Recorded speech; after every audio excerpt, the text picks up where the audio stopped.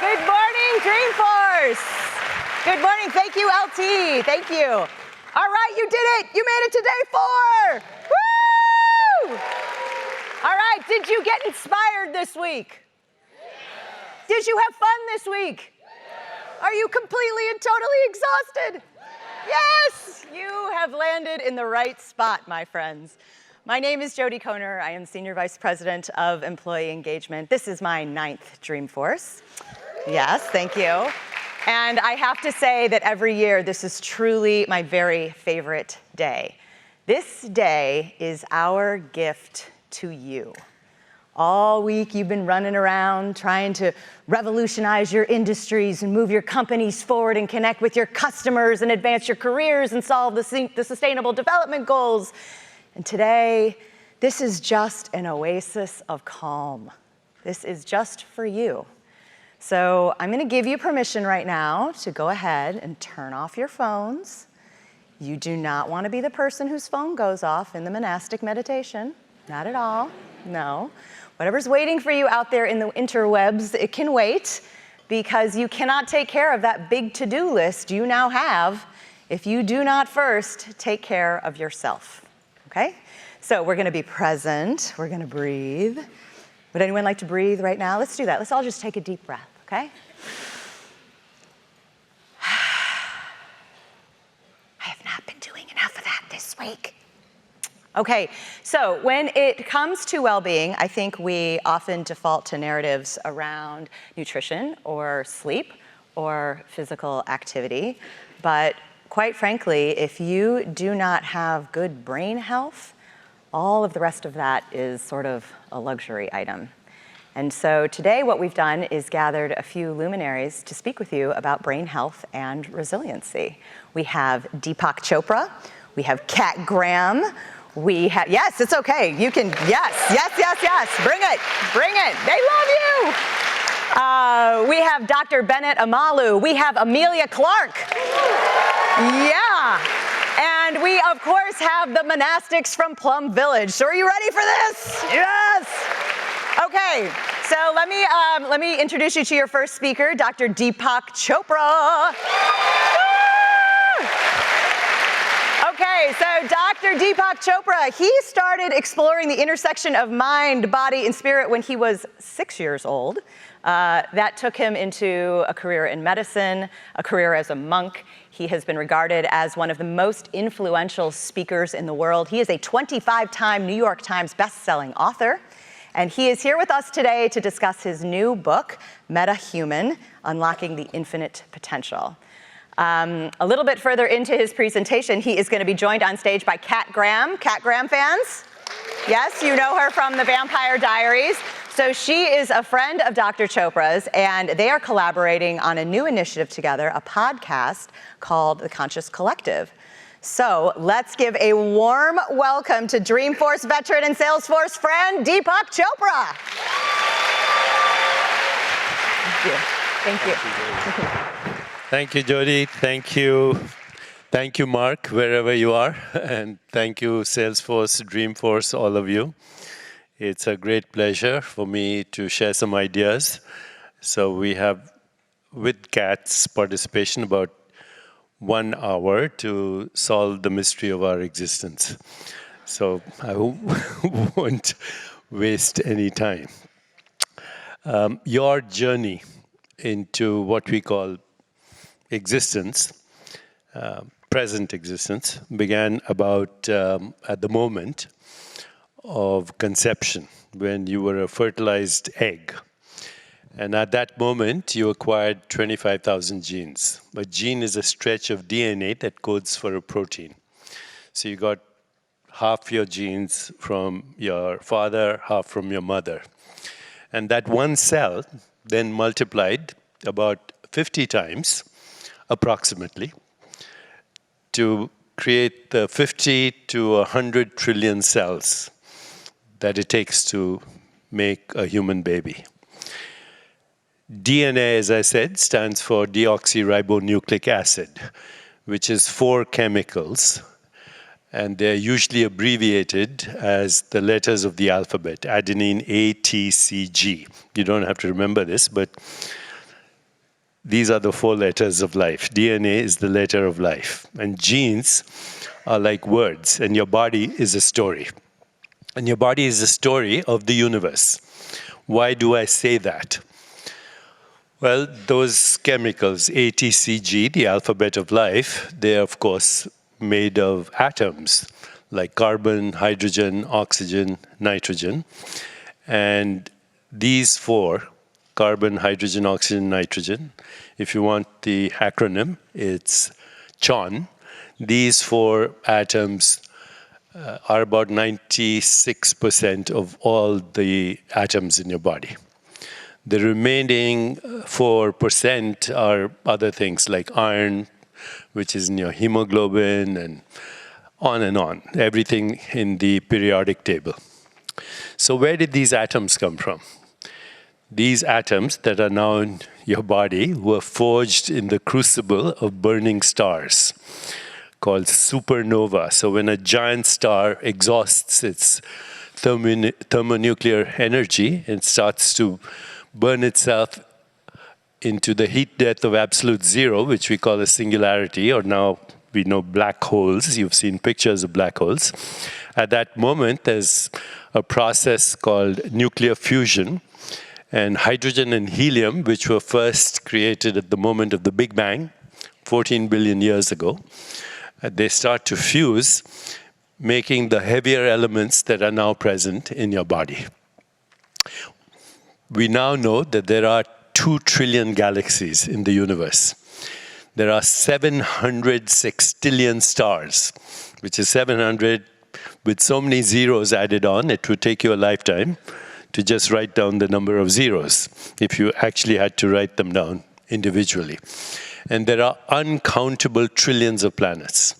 In fact, scientists now believe that there might be 40 billion habitable planets in just the Milky Way galaxy. But remember, they're now saying that there are 2 trillion galaxies. Why am I saying this to you right now? It took the whole universe to actually have you come here right now. A 14 billion years journey so that you're here this moment. In fact, 50% of the atoms in your body don't even belong to our Milky Way galaxy. They're sucked from the other galaxies through a phenomenon called galactic wind, which is basically gravitational forces. So you are, right this moment, a conspiracy of the total universe. And if you're not totally wonderstruck by that, then your humanity is incomplete. We should be perpetually surprised that we exist. And yet we're not. And this is because we get distracted. Today my talk is on how the brain and the mind are actually both experiences in consciousness. Consciousness is awareness. It's prior to any experience, and I'll give you a little taste for that before I finish. And your brain and your mind are complementary activities of you, a soul, a spirit, a consciousness, a being, and brain, mind go together in the same way as space-time go together, in the same way as mass and energy go together, in the same way as everything that we know in existence goes together. Space-time, mass energy, mind, brain, these are complementary activities of a more fundamental reality, which today I'm calling consciousness. So before we get into the dynamics of how to create a brain, and I'm being literal, you can sculpt your brain in a way that helps you reach higher consciousness. And by higher consciousness, I mean ultimately everything that is important: intuition, insight, imagination, creativity, a higher vision, and ultimately transcendence and the loss of the fear of death. These are all attributes of higher consciousness, and today I'm going to show you how you can do that, actually, and how we are already doing it, unfortunately, mindlessly instead of mindfully, which is today's theme. So here we go. I always like to start out with this particular slide because it shows us the 7 pillars of well-being. And I'm not going to concentrate too much on that except for the last one, which is self-awareness. In any case, it's important for you to know that only 5% of disease-related gene mutations are fully penetrant, in that they guarantee a disease. I'll repeat that. Only 5% of disease-related gene mutations are fully penetrant, in that they guarantee the disease. A gene mutation is a genetic error, a mistake, like a typo. If DNA is the alphabet and genes are the words and your body is a story, then sometimes there are mistakes made. And those are called mutations. But only 5% of them guarantee a disease. It doesn't matter what the disease is, chronic disease like cancer, heart disease, autoimmune diseases, degenerative disorders, Alzheimer's disease. Only 5% of genes mutations actually guarantee it. The rest are controlled by these factors that you see on the screen right now. So if somebody has a BRCA gene, for example, for breast cancer, then that's a fully penetrant gene. The most famous story about that gene is Angelina Jolie, who had that mutation. She had to have a preventive mastectomy, the right thing to do in a fully penetrant gene. And for those kinds of disorders, soon we have new technologies like CRISPR, which is the ability to cut and paste a gene, just the way you cut and paste an email. So in the next few years, you'll be able to read the barcode of a gene. You'll be able to delete the defective gene and insert the healthy gene, which is an amazing testimony to technology. But I want to remind you that only 5% of diseases are affected by those kinds of mutations. The rest depend on these 7 pillars of well-being that I'm talking to you about. Sleep, which includes dreams, which includes deep sleep, which includes light sleep. But we now know that lack of sleep is the #1 risk factor for premature death from cardiovascular disease and other diseases as well. So it's important that you get 8 hours of sleep and that you have restful sleep. During restful sleep, your heart rate goes below baseline, and many wonderful things happen. Toxins are removed from your brain, including amyloid, which is flushed out. And during dream sleep, we actually have emotional toxicity is released. So both these are very important aspects of sleep. The second thing over there that you see is meditation and stress management. And thanks to Mark Benioff and other supporters, we have done now studies with prestigious institutions, including University of California here in San Francisco, where we have shown that even a short practice of meditation, I'll show you something this morning, can upregulate your genes. So all the genes that are responsible for well-being, they go up. All the genes that are responsible for inflammation, which is a chronic factor in all chronic diseases, they go down. And this has never been shown before. Also, it's known that mindfulness and self-reflection and meditation changes the activity of an enzyme called telomerase, which controls the genetic clock, which means how long we live. So this project, which was 5 years now in the making and originally funded, amongst others, by Mark and University of California, has now been replicated. Meditation is very helpful in prolonging life, managing stress, changing your genetic clock. Exercise, in particular yoga and breathing practices, also stimulate a part of our body called the vagus nerve, which is the healing nerve in our body.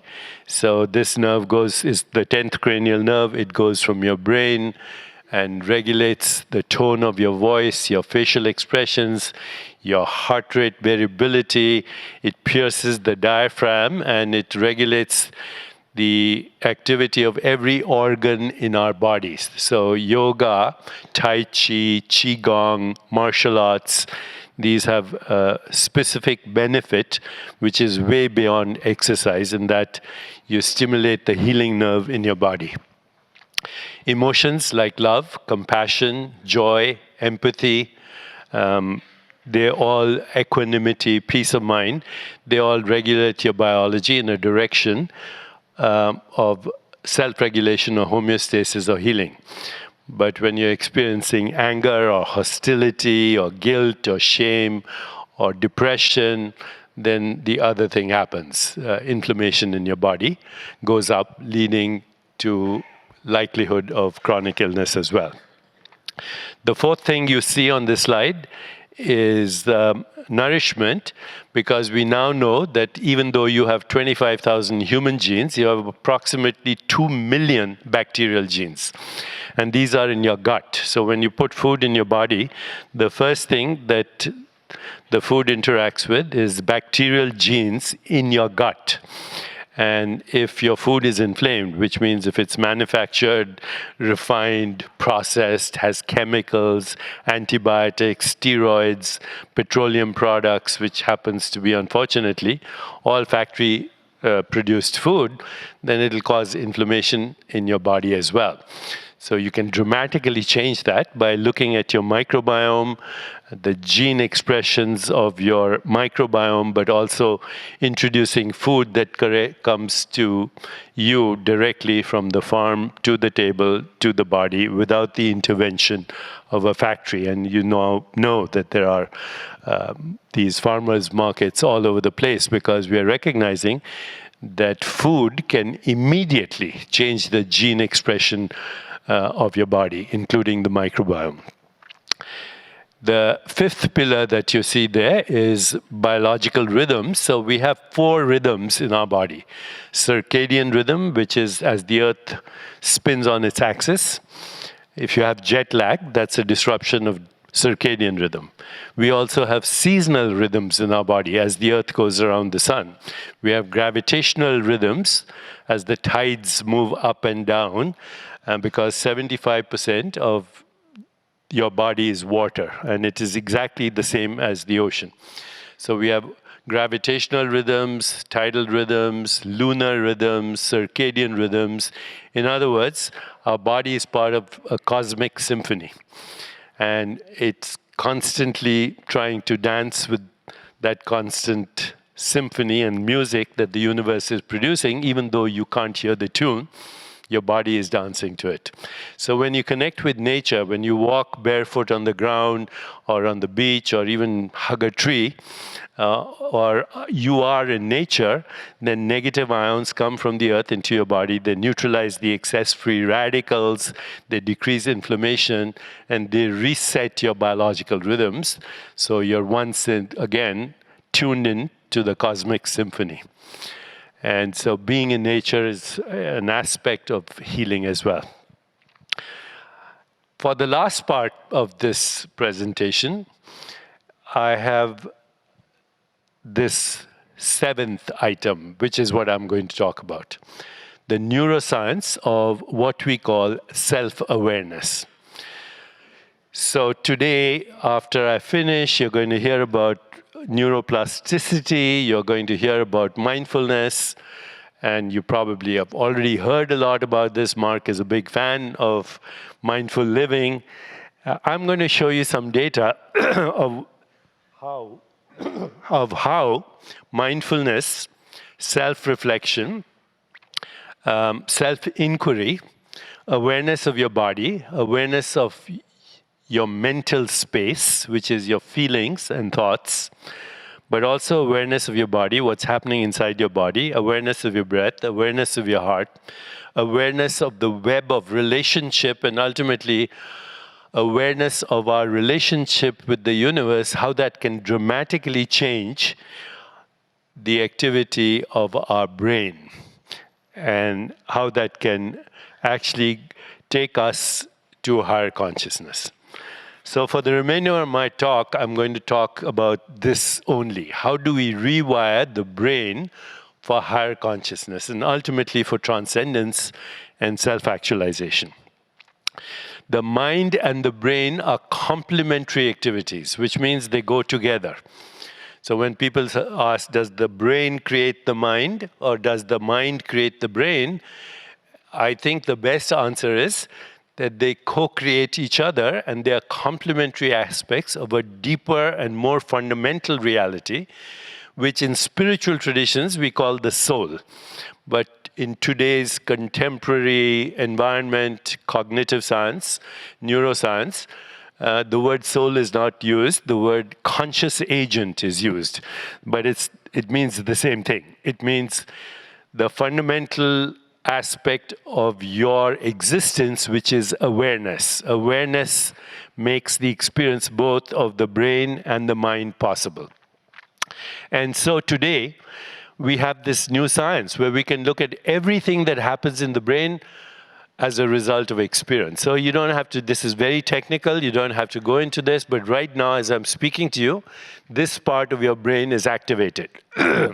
Because this part of your brain, which is the frontal cortex, the frontal lobe that you see there, this is the intellectual aspect of our brain which is trying to comprehend and understand my lecture at the moment. And then there are other parts of the brain that are listed there. The emotional brain is called the limbic brain.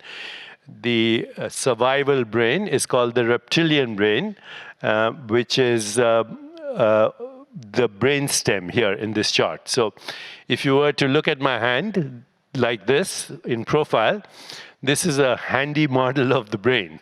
Okay, this is the cerebral cortex, which we call the intellectual brain. When I open my hand, where you see my thumb, that is the emotional brain. And the brainstem here is the reptilian brain, which is responsible for protecting us, for survival.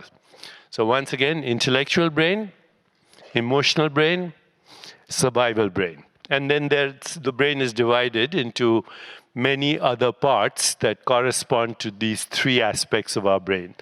The prefrontal cortex, right now, you're using your prefrontal cortex, and neuroplasticity is the understanding that mindful awareness and meditation are a form of internal experience that change the brain and activate the brain, and particularly right now we are seeing the prefrontal cortex.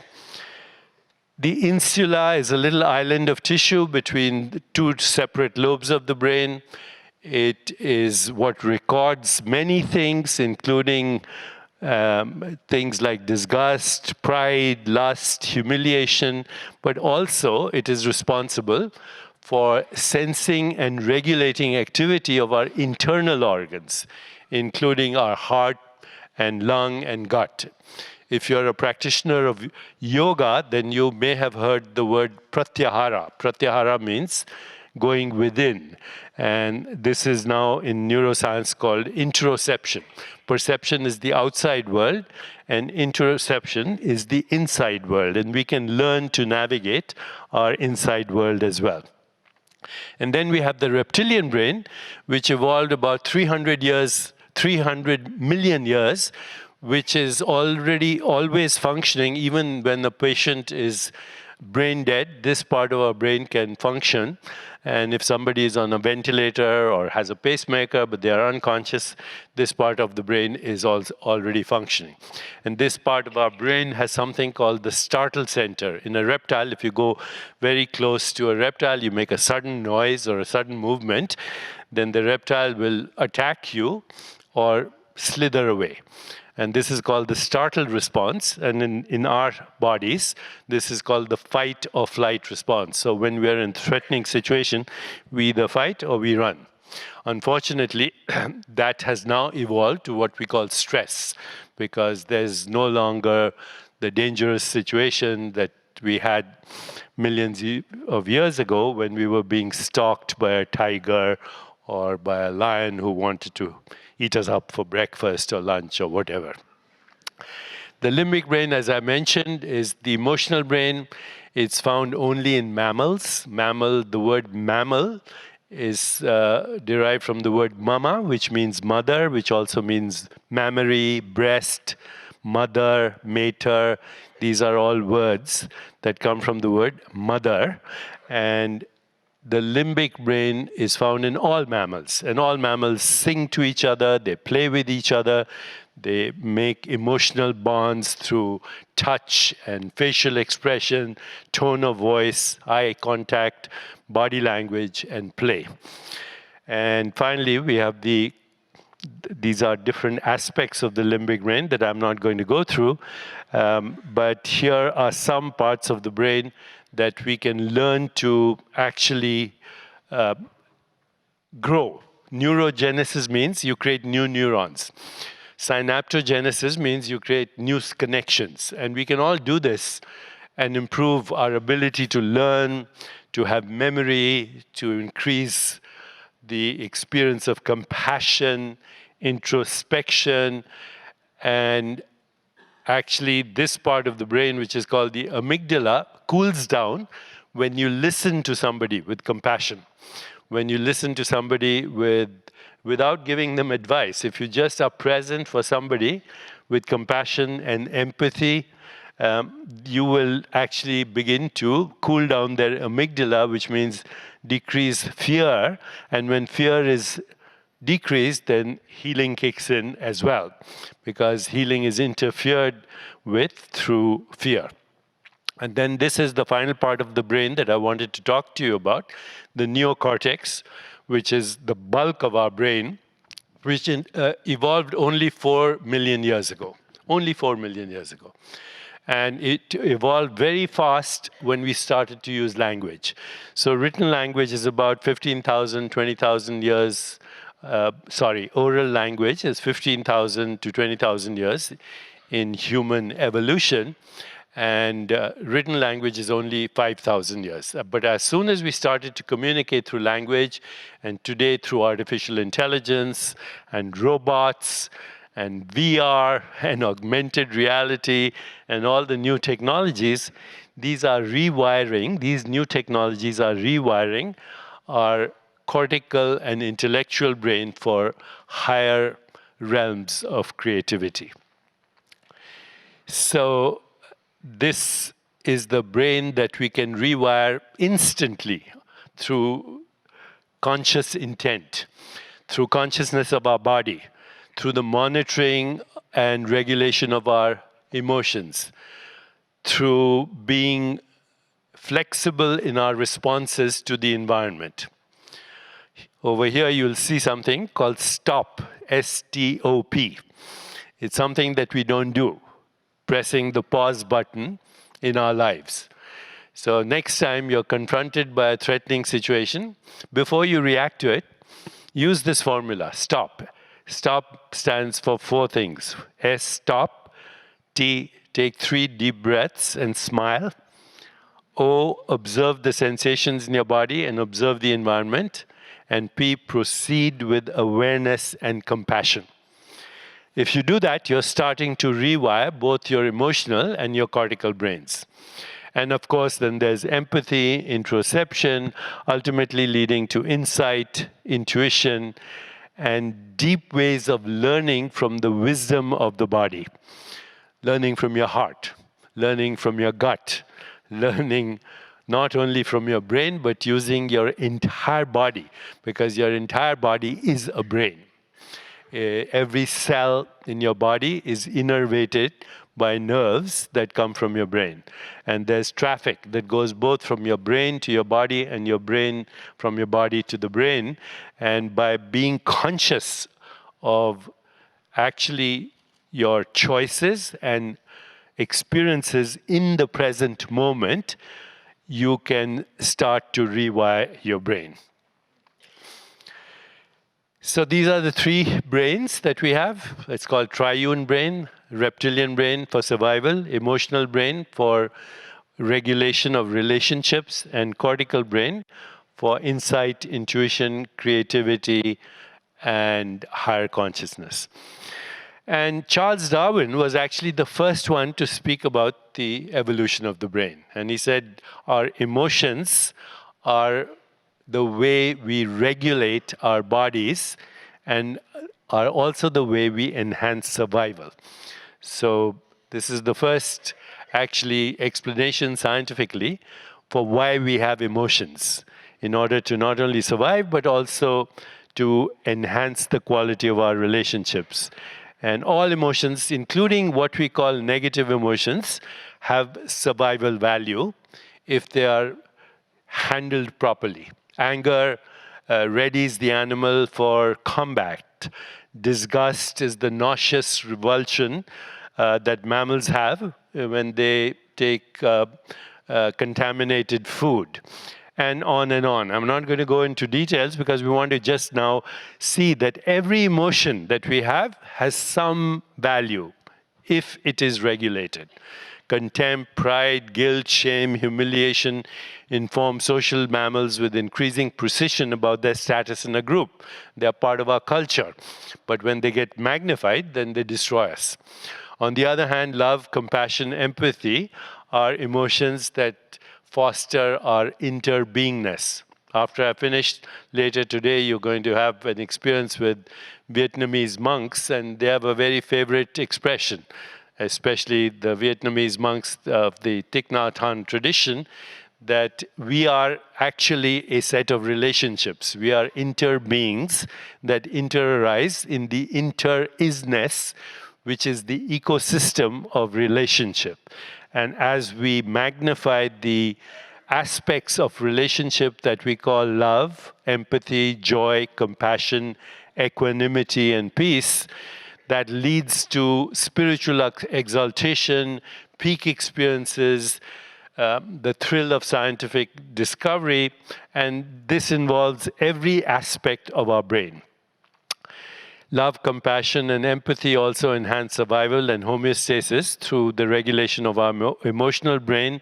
And as we expand our awareness, they give rise to intuition, to creativity, to vision, to a sense of the sacred. This is what Jonas Salk, the great evolutionary biologist, whom you probably know as the discoverer or inventor of the polio vaccine, he said the next stage of human evolution is not survival of the fittest, it's survival of the wisest. And survival of the wisest will become the new criterion for human evolution. By wisdom, we mean a new evolution, a meta-biological evolution, which means our biology will follow the evolution of our brain, which in turn follows the evolution of our consciousness and our capacity for self-awareness. So again, very brief summary. We are 14 billion years in the making. Our planet is 4 billion years. Life began about 3.8 billion years ago. And today, we humans stand at the pinnacle of evolution. And this is a very short history of our evolution in cosmic time. So now let's get to the heart of why we are here today, or at least this morning. Through emotional bonds and through expansion of our consciousness, we can consciously regulate our moods, our brain networks, rewire our neurophysiology, shift our hormone levels, change our heart rate, modify our immune function, biological rhythms, blood pressure, sleep-wake cycles, dreams, digestive processes, and everything that we call experience. And we can learn to do this very consciously through modifying the activity both of our emotional brain and our cortical brain. So this is what we mean by mindfulness. You've heard this word so many times. It's become part of our culture. It's almost like a cultural meme these days. But what does it mean?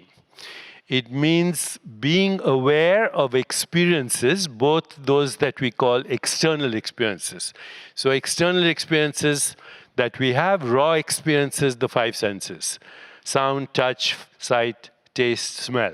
When you put your attention to any of those experiences, and I'll take you through a process slowly at the end of this talk, then you are actually practicing mindful awareness of what we call the external environment. But you can also have mindful awareness of what we call our internal environment, when you're aware of your body, or when you're aware of your breath, or when you're aware of your heart, which is quite easy to do. Or you can learn to be aware of what's happening inside your body, in the viscera, or when you're aware of sensations, images, feelings, thoughts. This process is called metacognition. Metacognition means to be aware consciously, mindfully of experience in the present moment without judging it, and also to be aware of yourself as having that process while you're having that process, and to be aware of the conscious choices that you're making in every moment. So this is the pinnacle of what we call mindful living, observing ourselves having a sensory experience. The great Indian philosopher J. Krishnamurti said, the highest human intelligence is the ability to observe yourself without judging yourself. So we'll go through that. But metacognition, as I said, is the pinnacle of mindful living. And this leads ultimately to what the great spiritual traditions call enlightenment. Enlightenment or transcendence or self-actualization. Abraham Maslow, the great transpersonal psychologist, spoke about this. And these are the very elements of that experience that we call enlightenment. So the first element is non-reactivity, which means before you react to anything, you observe your reaction to react. You use the stop formula. You stop, you take 3 deep breaths, you observe, you proceed with awareness, love, kindness. The next aspect of this whole process is what we call activation of divine emotions. And I mentioned these: gratitude, loving kindness, compassion, joy, equanimity, because they connect us with each other and they foster emotional well-being. Interoception is being aware of what's happening inside your body. Transcendence is going to the source of thought, ultimately. Not thought, but the source of thought. If you look at the literature on yoga, it says yoga is the ability to go to the source of all experience and knowing, which is your own being. Okay, and yoga is frequently translated as Raj Yoga, which includes the practices of meditation and self-reflection, Hatha Yoga, the postures, which are seats of awareness, breathing exercises, and self-reflection. These all ultimately lead to what is called transcendence, which leads to the awareness of our soul. Soul consciousness. And when we become aware of this aspect of our being, it ultimately leads to something called cosmic consciousness. So I'll give you an experience of soul consciousness in a few moments. But from that, we embark on a bigger journey called cosmic consciousness, which is the activity of our collective soul, and ultimately divine consciousness, the connection to the source of all existence, and ultimately unity consciousness, knowing ourselves as the awareness in which all experiences arises and subsides. Mental experience, emotional experience, experience of the physical body, experience of the universe are all happening in our own consciousness. So this is what great spiritual traditions mean when they say we are spiritual beings having a human experience, or we are non-local beings having a local experience. So this is what I actually wanted to share with you, because as we move into these higher states of consciousness, our experience of reality changes. Reality is different in different states of consciousness, And thanks to all the friendships we have in these academic institutions, for the first time, we have the ability to explore this scientifically. So what happens when we move to higher states of consciousness? There's a shift in our identity from personal self in the direction of cosmic self. There's a shift in our cognitive mechanisms, which means our ability to access intuition and creativity and knowledge and imagination and ultimately higher vision. There's a shift in our perception. It is more in the present moment, and it is more luminous and lively. There's a better use in our memory, and then we start to experience what is called synchronicity, meaningful coincidences, lucky encounters, being at the right place at the right time, because we begin to access that domain of experience where we are inseparably connected to everything that is happening, creativity and the organizing power of our own intentions. So these are some of the experiences that people are already beginning to happen as they access what I call meta-reality, which is awareness prior to social conditioning. Awareness prior to social conditioning is infinite. It's a field of infinite possibilities, and that's our fundamental identity. Awareness prior to conditioning is without form, it is irreducible, it is infinite, and it is who you are.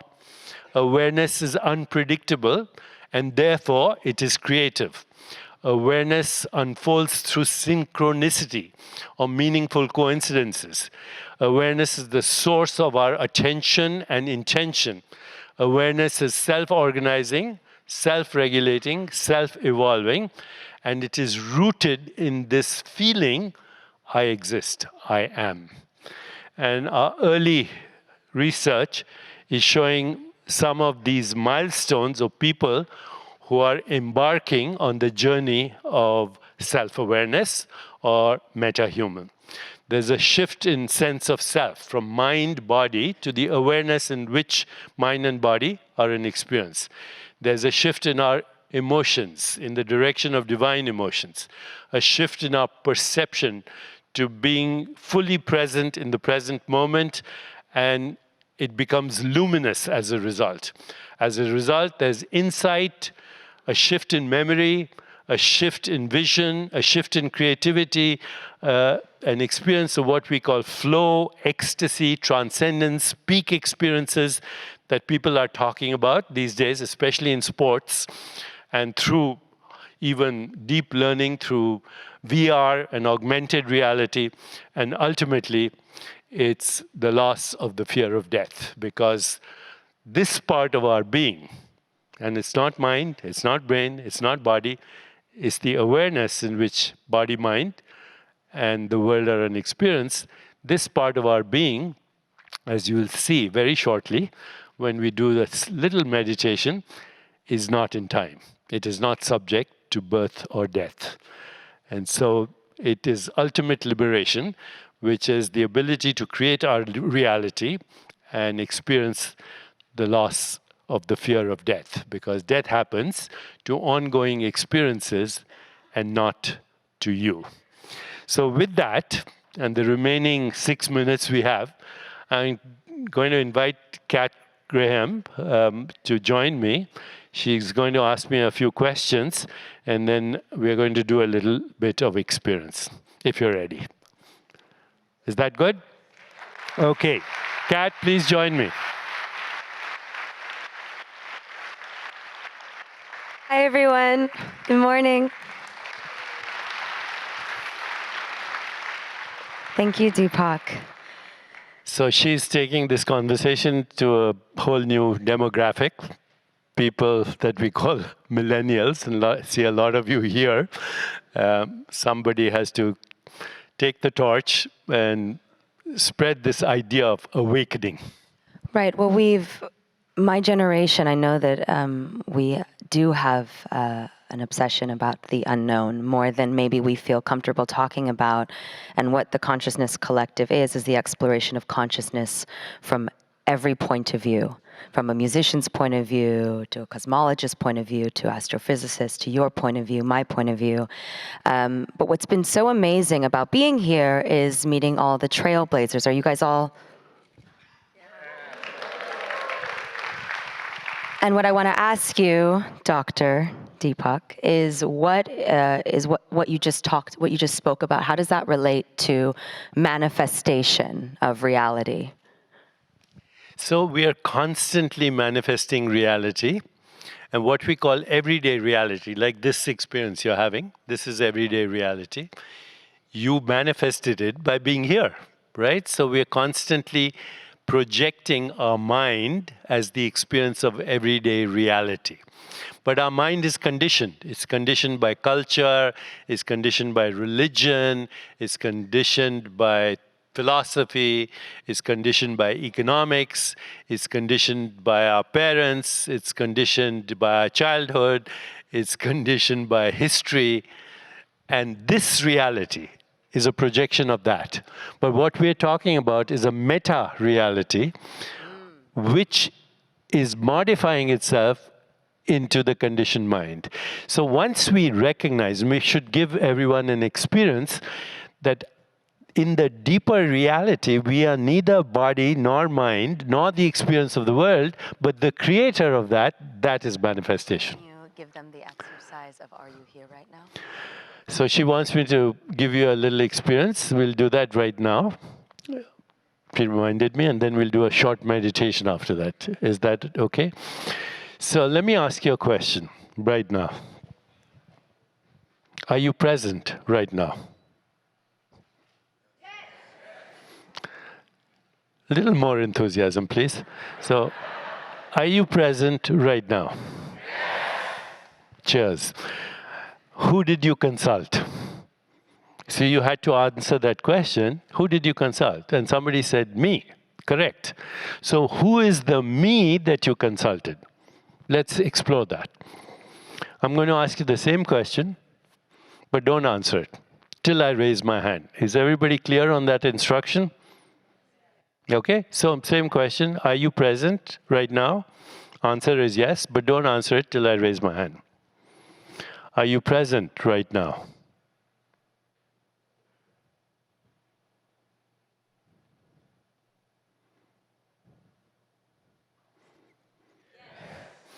So, are you present? The question is a thought. The answer, yes, is a thought. You're not the thought. You're the awareness in which the thought comes, is experienced, and then it disappears. And that's true of every experience. You look here, you look there, in between is you, who decides to look here or to look there. Okay, so between every experience, between every sensation, between every image, between every feeling, between every emotion, between every choice, between every experience that we call thought is you. Somebody said, me. Yes. So now I'm going to ask you the same question, but don't answer it at all. As I ask you the question, be aware of that which is listening. Okay, so instead of listening to me, just slip into that which is listening right now. You can keep your eyes open. Are you present right now?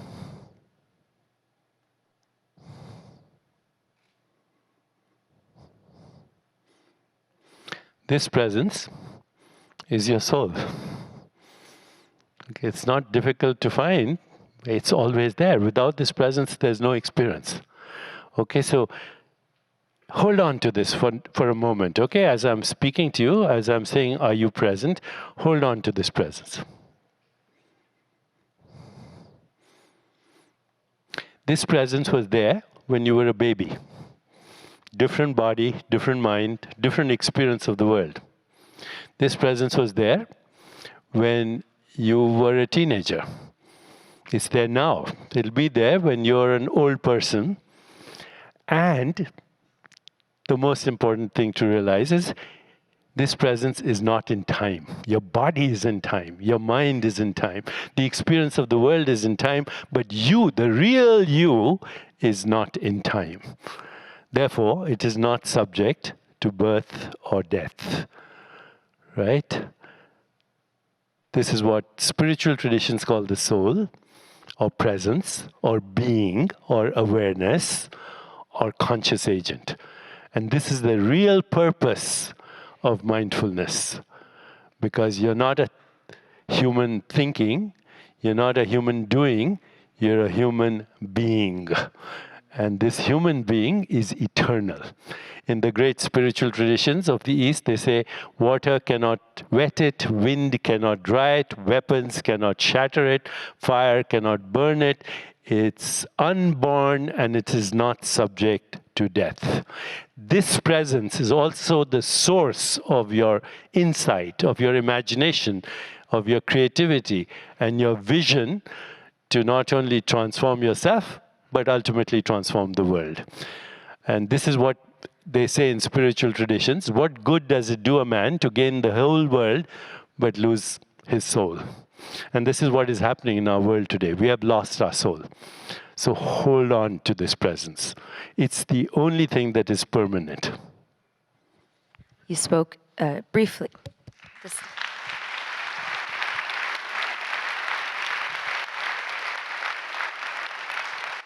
So grateful for you and everything you've contributed to this generation. So you spoke briefly about metta, and you have a book called Metahuman. And as a young person who's obsessed with manifestation and visualization and the journey to our individual successes, can you go into what it means to be metahuman and what your book talks about a bit? Metahuman simply means waking up to your true self. The human mind is a conditioned mind. We agree.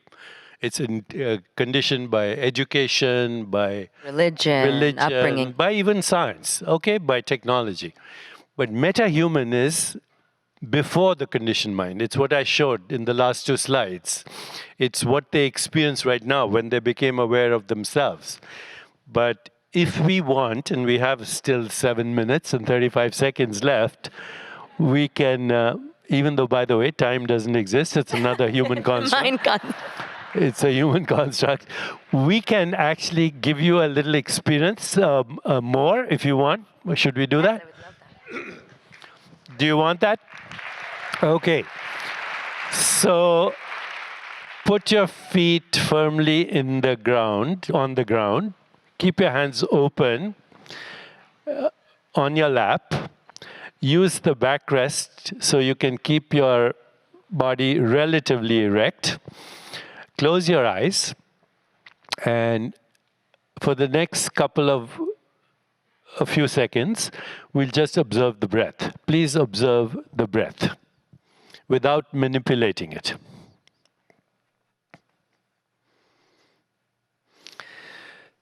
So breath is like any other experience. It's like, it's a sensation. It arises, you experience it, then it subsides. But you are present, even before you become aware of the breath, in the arising, in the knowing, and the subsiding. Just be aware of breath.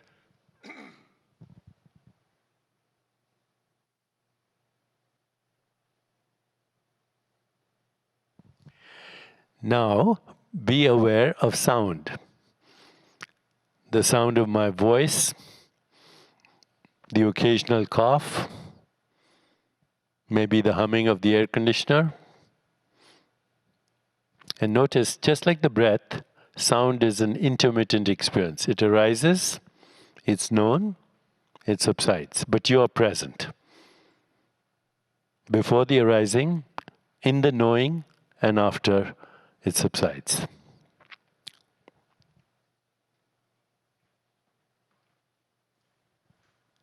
Now we'll go a little deeper, but I'm sure you'll be able to have this experience.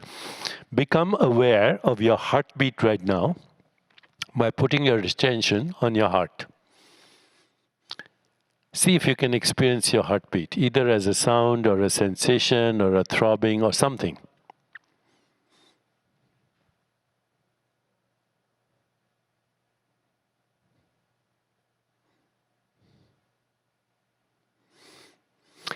And now, move your awareness to your fingertips. Open hands, fingertips pointing upwards. And feel your heartbeat in your fingertips. And you should be able to feel something. Some sensations, some throbbing, something. You should be able to feel your heartbeat in your fingertips.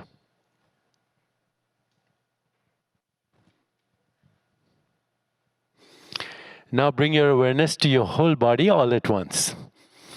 Just with the knowing that the same throbbing of life, which we call the heartbeat, it's the throbbing of our consciousness as life, is happening in every cell of your body right now. So be aware of your body all at once with just that knowing that life is throbbing in every cell.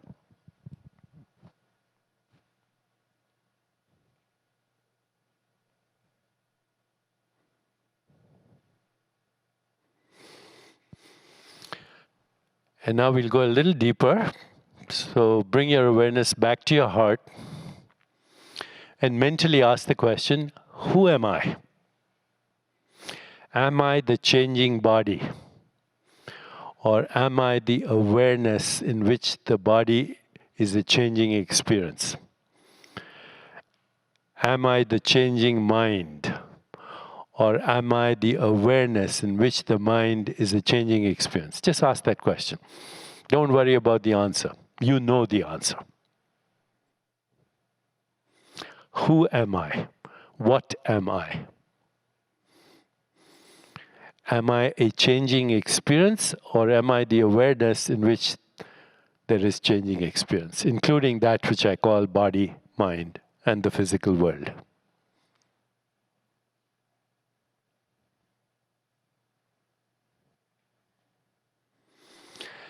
And now ask yourself, what do I want? What do I want from my life? Just that simple question and let it go. What do I want? Allowing any sensation, any image, any feeling, any thought to spontaneously come to you. Or not come, don't worry. Ask and receive. What do I want?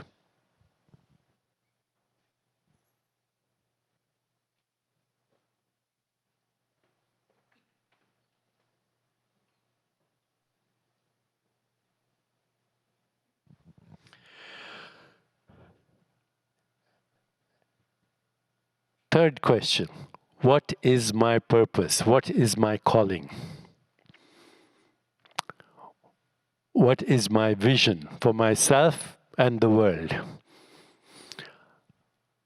Allowing any sensation, any image, any feeling, any thought to spontaneously come to you.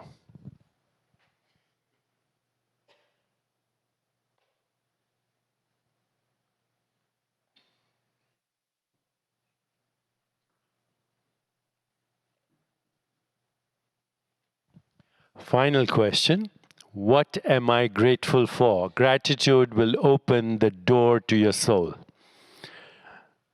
What am I grateful for? Allowing any sensation, any image, any feeling, any thought to spontaneously come to you.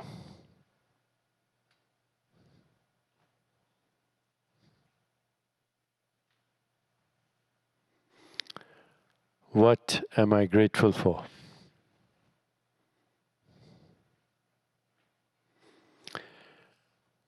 When we ask these questions and we live these questions and we settle into the presence of our soul, then life spontaneously moves us into the answers. So before we come out, just be aware of being aware. Just be aware of your own self as a being, not as a thought, not as a perception, but as a being. Be present here and now.